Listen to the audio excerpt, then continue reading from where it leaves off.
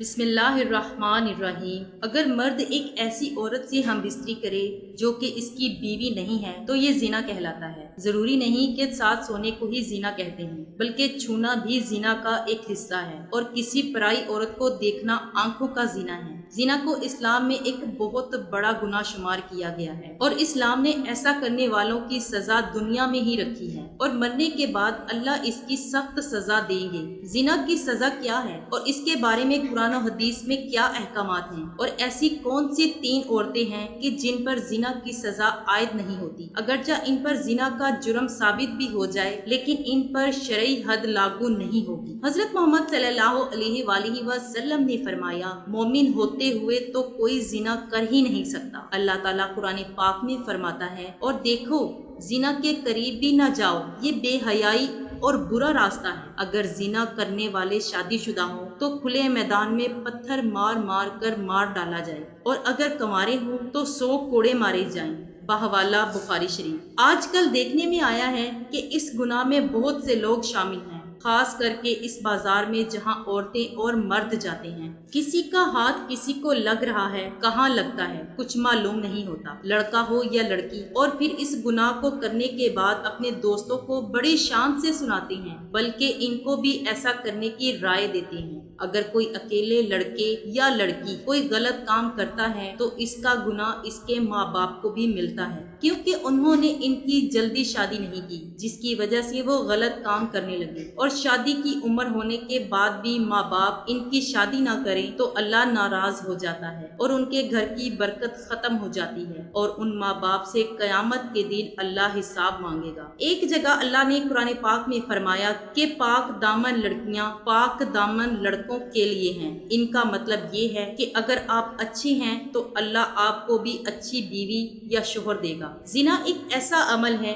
जिससे नुसियान, ads, cancer जैसी मौजी बीमारियां फैलती हैं। जिना से इंसान का दिल मुर्दा हो जाता है, जबकि अक्सर देखने में आया है कि जब दिल मुर्दा हो गया तो फिर इसके दिल से इस्लाम की रोशनी खत्म हो जाती है, जिससे वो ईमान से खाली हो जाता है। इंसान जो भी गलत काम करता है इसकी कीमत इसके बच्चों, माँ या बहन को इस दुनिया में ही अदा करनी पड़ती है। इमाम शाफी रहमतुल्लाह अलैह कहते हैं कि जिना एक कर्ज है, अगर तू ऐसा कर्ज लेगा तो तेरे घर से यानी तेरी बहन बेटी से वसूल किया जाएगा। इस कबीरा गुनाह की और भी सजाएं हैं, लेकिन खुद भी इससे बचें और अपने दोस्तों को भी बचाएं। अगर आपने अपना जिनसी किस्सा अपने दोस्त, सहेली को सुनाया और इसके दिल में भी ऐसा करने की बात आ गई और उसने वो काम कर लिया तो इसका गुनाह आपको भी मिलेगा, क्योंकि आपने ही इसको गलत रास्ता दिखाया है। कुरान और हदीस में हमें जिना की सजा और इसके बुरे होने के बारे में बताया गया है। अल्लाह ताला फरमाते हैं, जिना के करीब भी ना जाओ, ये बेहयाई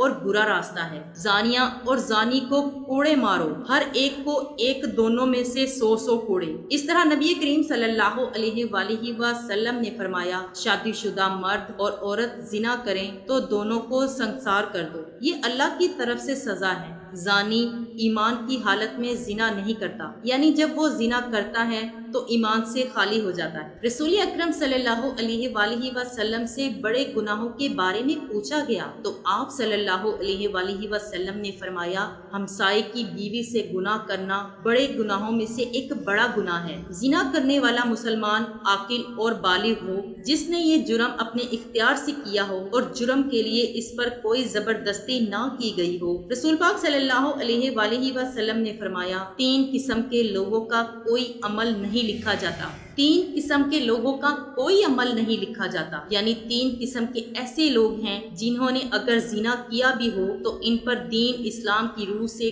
कोई हद लागू नहीं होती। एक तो वो कि जो नाबालिग जब तक बालिग ना हो जाए, वो शख्स जो सोया हुआ हो जब तक कि वो बेदार ना हो जाए, और तीसरा वो कि जिसका दिमागी तवाजुन ठीक ना हो, दीवाना हो, मजनू हो, इस पर भी इसकी कोई हद नहीं है। आप सल्लल्लाहु अलैहि वसल्लम ने फरमाया, मेरी उम्मत की भूल चूक और जिस चीज पर वो मजबूर किए जाएं माफ कर दिया गया है, यानी अगर आपसे कोई भूल चूक हो गई है अल्लाह ताला आपको माफ फरमा देंगे, या किसी चीज पर अगर आपको मजबूर किया गया है तो वो भी अल्लाह ताला आपको माफ फरमा देंगे। ज़ना करने वाले के लिए रजम یعنی زناکار پر حد قائم کرنے کا ایک طریقہ کار بتایا گیا ہے۔ زمین میں گڑھا کھودا جائے، زانی کو اس میں کھڑا کر کے سینے تک اس کو مٹی سے دبا دیا جائے اور پھر پتھر مارے جائیں یہاں تک کہ وہ مر جائے۔ یہ کارروائی امام اور مسلمانوں کی ایک جماعت کے سامنے کی جائے۔ اللہ تعالیٰ کا فرمان ہے کہ ان کی سزا کے وقت ایمان والوں کی ایک جماعت حاضر ہونی چاہیے۔ رجم کے بارے میں عورت اور مرد کا حکم برابر ہے، البتہ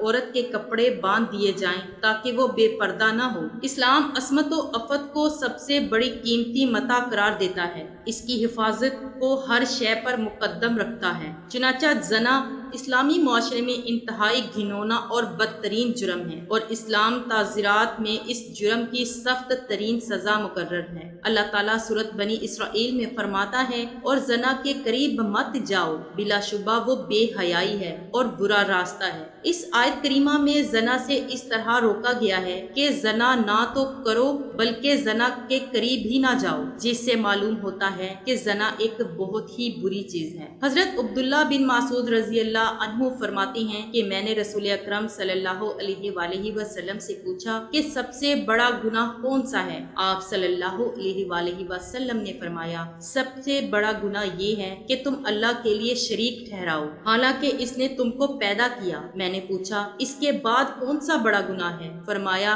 یہ کہ تم اس خوف سے اپنے بچے کو قتل کر دو کہ وہ تمہارے ساتھ کھانا کھائے گا۔ میں نے پوچھا پھر کون سا بڑا گناہ ہے؟ آپ صلی اللہ علیہ وآلہ وسلم نے فرمایا یہ کہ تم اپنے پڑوسی کی بیوی سے زنا کرو۔ بحوالہ صحیح بخاری۔ ابتدائی اسلام میں زنا کی سزا یہ ہے کہ زنا کرنے والی شادی شدہ عورتوں کو تاحیات گھروں میں بند کر دیتے تھے، اور کنواری لڑکیوں یا غیر شادی شدہ مردوں کو زنا کرنے پر مجبور اور ڈانٹ ڈپٹ کی جاتی تھی، جیسا کہ اللہ تعالیٰ کا ارشاد ہے، اور جو تمہاری عورتیں زنا کریں تو ان پر 4 مردوں کی گواہی طلب کرو، پھر اگر وہ گواہی دے دیں تو ان عورتوں کو گھروں میں بند کر دو تا وقت یہ ان کی موت آ جائے یا اللہ تعالیٰ ان کے لیے راستہ بیان کر دے۔ اور تم سے جو لوگ زنا کریں تو تم ان کو ڈانٹ ڈپٹ سے اذیت پہنچاؤ، پھر اگر وہ توبہ کر لیں اور ٹھیک ہو جائیں تو ان کو کچھ نہ کہو، بے شک اللہ تعالیٰ توبہ قبول کرنے والا اور بے حد رحیم و کریم ہے۔ اللہ تعالیٰ سے دعا ہے کہ اللہ تعالیٰ ہمیں زنا جیسی موذی مرض اور اس گناہ کبیرہ سے محفوظ فرمائے،